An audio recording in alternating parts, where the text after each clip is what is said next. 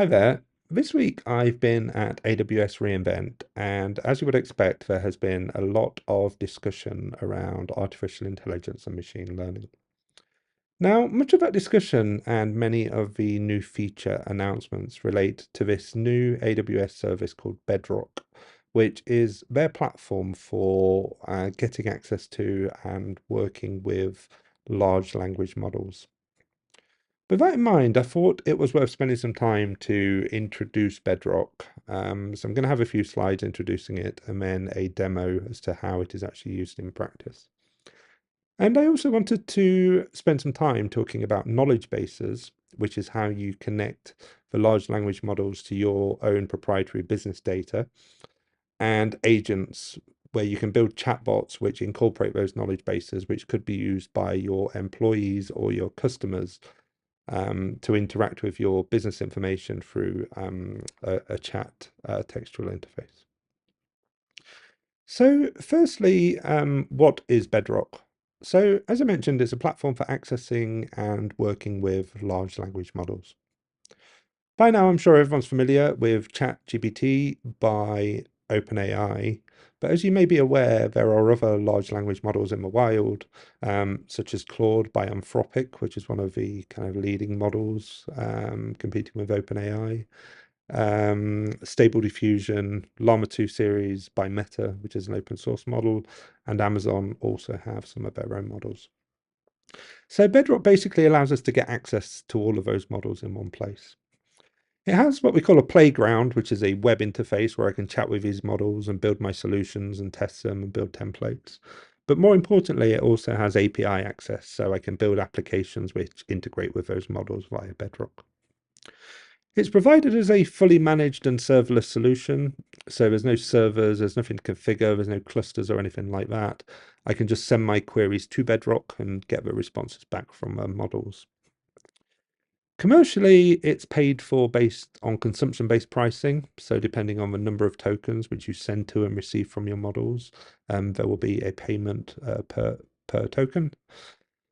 And there are many features to kind of take those foundational models and then also tailor them to your specific use cases. For instance, you can fine-tune the models, you can connect them to your own knowledge bases, and you can build chatbots which have been customized to your organization. So why would we do this? Obviously, what we could do is go and form a commercial relationship and access those models individually. But there are some advantages to accessing them via AWS and allowing them to broker those connections.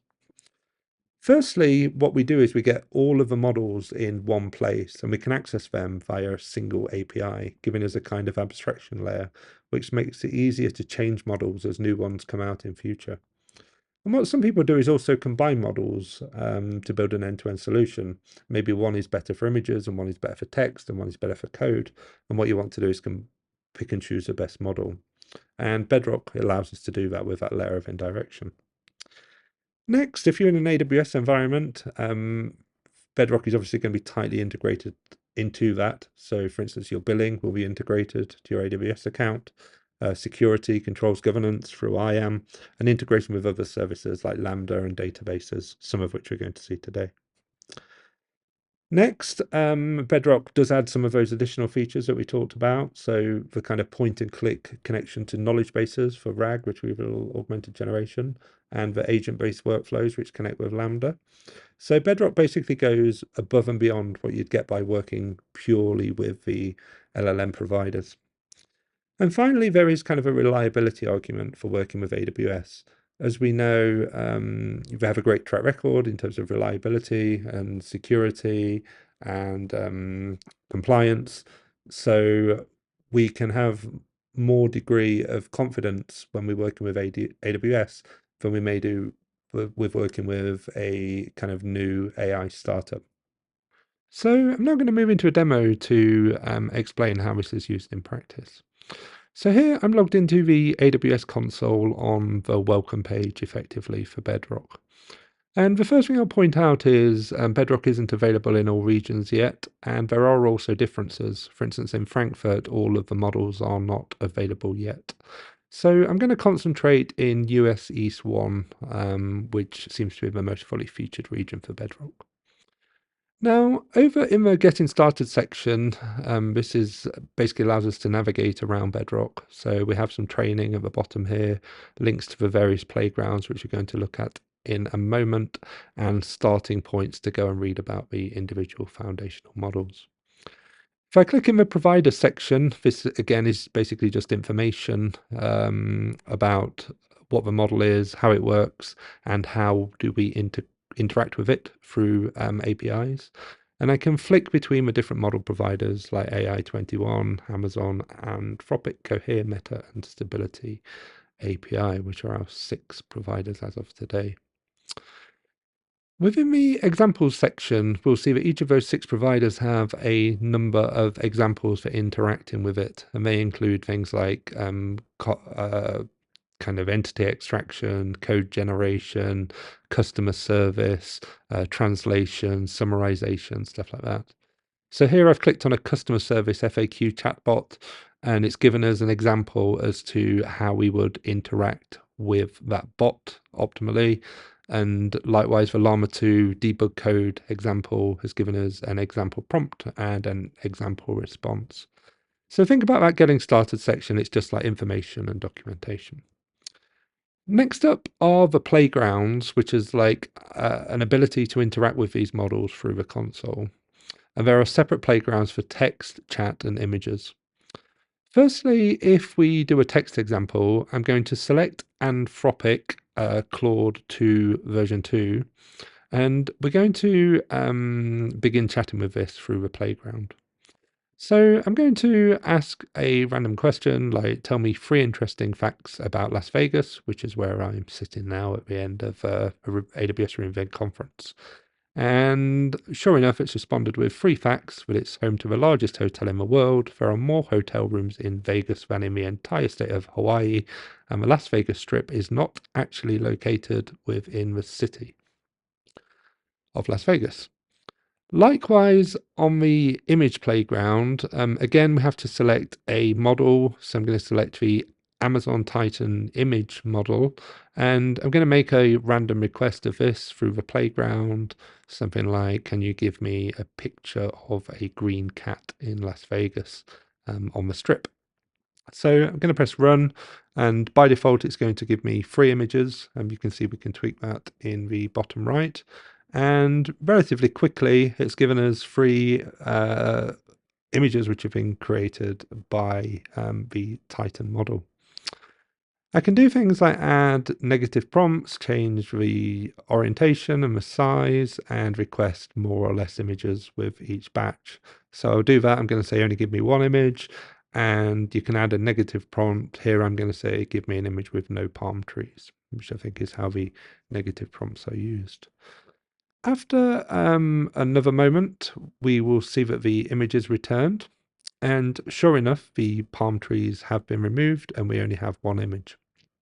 A second way of interacting with the playgrounds is via the examples. So we looked at some of the examples earlier, but what we can do is navigate to the examples area, choose one, and then click the link in the top right, and it will take us to the playground with the prompt already populated.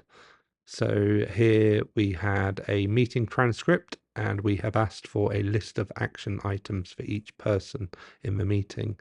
If we were to look at this code generation example, integrating with Claude, we'll click open it in Playground. The prompt has been populated, and we can make adjustments to the request. So stuff like the temperature, which is a model of creativity. Now, when I click run, that prompt is sent through the model, and in this case, the Python code which we requested has come back. So this is basically just a different way of interacting with the playgrounds via the examples, and it's obviously a great way to learn and understand the capabilities of the chatbots. The other thing I should point out is this model access section. So by default, we don't have access to all of the models, and you have to go and specifically request access to them. And they've done that for kind of role-based access control reasons. Perhaps you don't want all people to have access to all models, so they are putting that behind I am, so we have some controls. And there's also an end user license agreement step. So you are also agreeing to the terms by explicitly accessing the models in this way. You can see that I've already requested access to a number of models, but I'm going to go through the process of requesting access to a stable diffusion model here. We can see that when I make that request, it becomes in progress. And these can sometimes take a minute or so to provision and become available to us. So finally, access to the stability AI model has been granted. And I'm just going to give that a quick test now, just to demonstrate that it is available to us. So I'm going to go through the examples route again, and you can search for a particular provider. And I'm going to make sure I select the right model, which I just requested access to. And if we open it in Playground, we can see that we are requesting an image of a Sri Lanka tea plantation. And sure enough, a good image came back. If I make a tweak to that, such as requesting the same image but at night, then we can see that the image is created. I'm not sure if that counts at night, it's more like dusk, but you can see that it had an attempt at doing the right thing. So now I'd like to talk a little bit about APIs because so far we have been using the playground, which is a useful route for, experimenting with these models and testing how they behave and building what we call templates. But in reality, we are going to want to use these models by integrating them into our websites and applications and mobile apps. And that has to take place through APIs. Now, Bedrock is fully kind of API enabled, and we can access it through various SDKs for all of the different languages like Python, JavaScript, Java, Go, and all of that good stuff. And I'm going to demonstrate how it looks here using the AWS CLI, but a lot of the concepts map to like a real programming language. So here I'm at the command line, and if I say AWS Bedrock help, it's going to give me a few of the commands for interacting with Bedrock. And if I was to choose one of these, for instance, list foundation and models, I can say AWS Bedrock list foundation models, and I will get the data back. And obviously I've had to configure my AWS CLI command properly with access keys in order to do this. To actually run commands against the models, you have to use an AWS Bedrock runtime endpoint, passing a command called invoke model. And you can see here, I'm requesting to send a request to the Anthropic Claude V2 model, and I'm passing a prompt, which is give me a story about two dogs. And I'm giving it a parameter to say keep it to less than 300 tokens.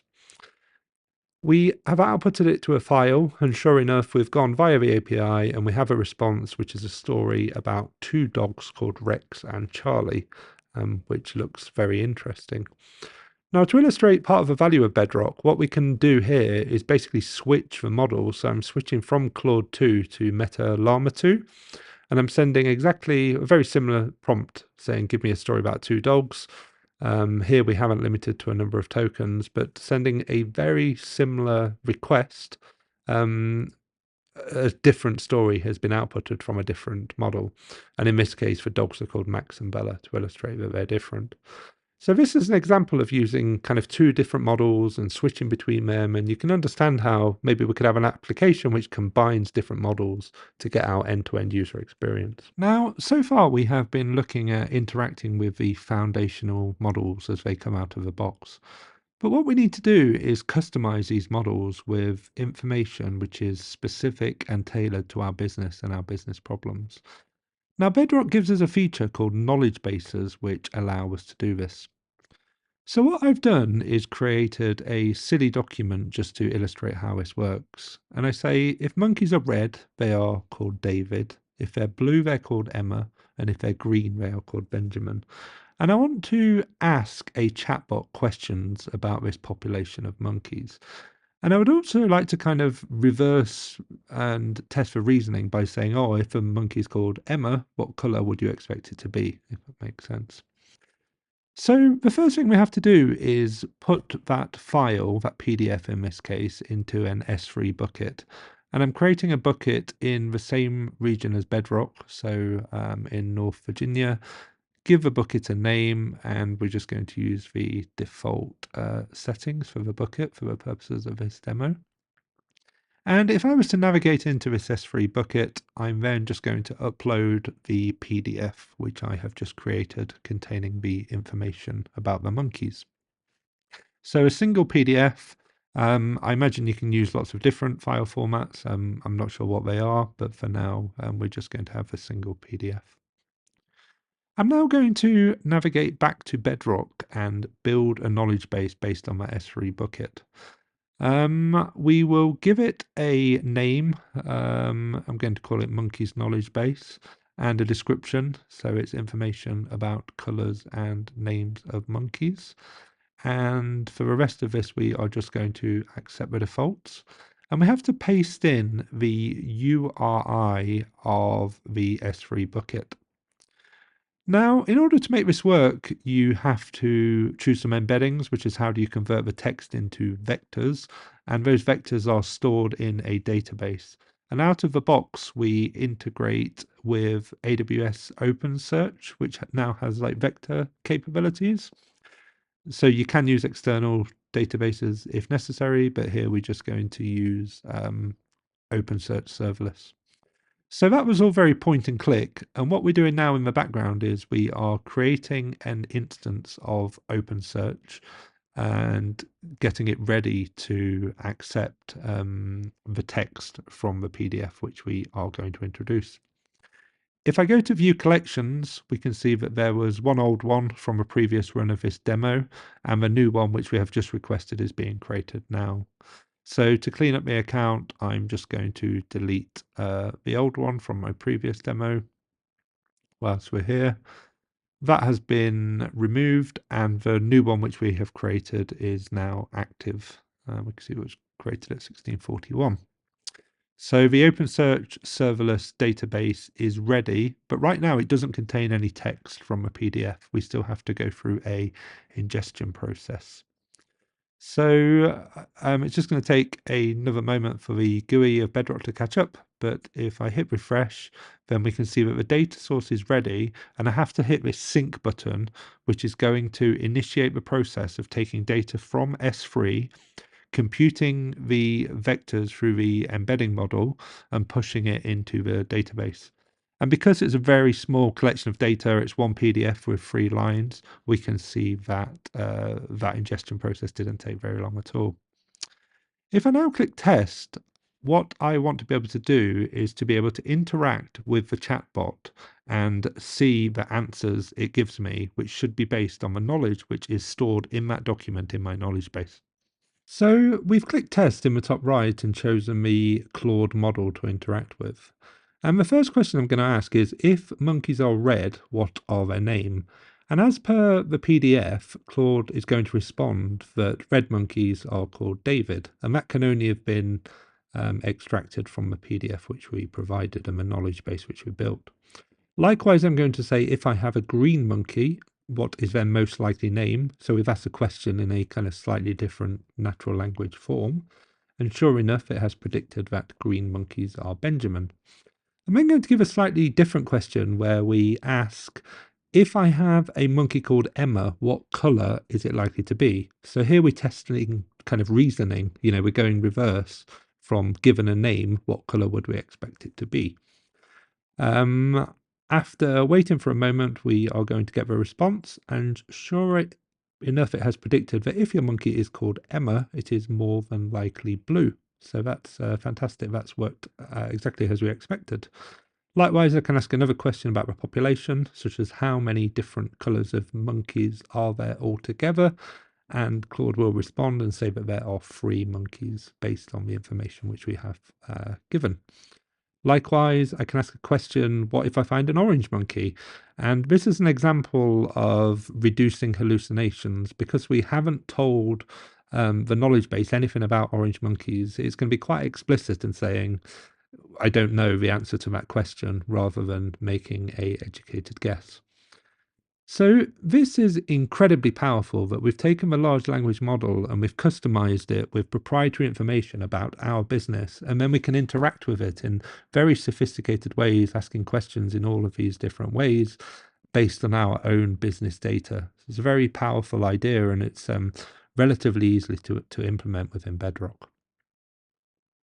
The final concept I wanted to introduce was agents. Now, these are chatbots that we can build which are based on knowledge bases, and they can take your kind of users through a series of steps and also call external functions, for instance, to register issues with a help desk or make bookings or call APIs or anything like that. I'm going to build this agent again based on Claude V2, and what we can do is give it some instructions as to how we would like it to behave. Here I'm going to say you are an angry person and you give overly long and detailed answers even to short questions. And I believe there's kind of better structure to give that in order to get the best behavior out of Claude. I'm going to skip over the concept of action groups. This is where we would call out to lambdas because I think that is a detailed topic in and of itself, but it's a very powerful idea. But what I am going to do is choose a knowledge base to integrate into my agent. And here you can specify some extra instructions in terms of how the agent interacts with that knowledge base, but I haven't quite understood how to use that yet or how that influences things. But effectively, it only takes a few clicks to create this agent. You can imagine it'd be a bit more complex if you are integrating lambdas and API calls, but the core agent is actually quite simple. So after a moment, the agent is ready to use. So we hit refresh, and then we can go through a process of testing our agent to test that it is giving the behavior which we would expect. And what you can do is give it different instructions and to try to optimize and fine tune its behavior. So what I'm going to do is start by asking a question which the answer can only be in our knowledge base. So I'm going to say, I've seen a green monkey. What do you think her name is? And the agent is going to respond to me, explaining that it thinks her name is Benjamin, I think, as per the PDF. The response that comes back, it isn't particularly angry, so it hasn't taken that instruction on board, but I do believe it is kind of overly long. It hasn't given me a particularly terse answer. It could have just said her name is Benjamin. So I believe the instructions are having some impact, but what you have to do is give the guidance in the right format in order to get the best behavior out of the bot. I'm going to try a second example. So looking at the PDF, again, the example around Emma. I'm going to then ask an arbitrary question that I've just seen 50 monkeys and they're all called Emma. What colours would you expect them to be? And I believe the answer is blue. We would expect all of these monkeys to be blue based on the reverse reasoning. So again, we have this kind of chatbot. Agents in reality should be much more involved than this. You can customize the behavior is one of the key concepts, and you can integrate with lambdas to go and make things happen in the real world as you are responding to the agent, search databases and make bookings and stuff like that. This probably deserves its own video, I guess. So I'm going to summarize there. Effectively, what we have seen is how Bedrock gives us this platform for working with large language models. We looked at the playground for interacting with all of these different models. We looked at API integration through programming languages and through the SDK. We then built knowledge bases. We showed how we could do that in relatively few clicks using data which is stored on S3. We've queried our knowledge base using different types of natural language, and we've demonstrated kind of reverse reasoning. If x equals y, then y equals x, etc. It's very powerful. We then looked at this concept of agents, which we can use to kind of guide people through business processes like employees or customers, and how we can integrate that with lambdas and stuff like that. If you would like to learn more about Bedrock and how it can potentially be integrated into your business, then please do reach out to me for a informal conversation. I think this is a really interesting and exciting field, and there's tons of business value for people who implement this type of technology. Thanks very much.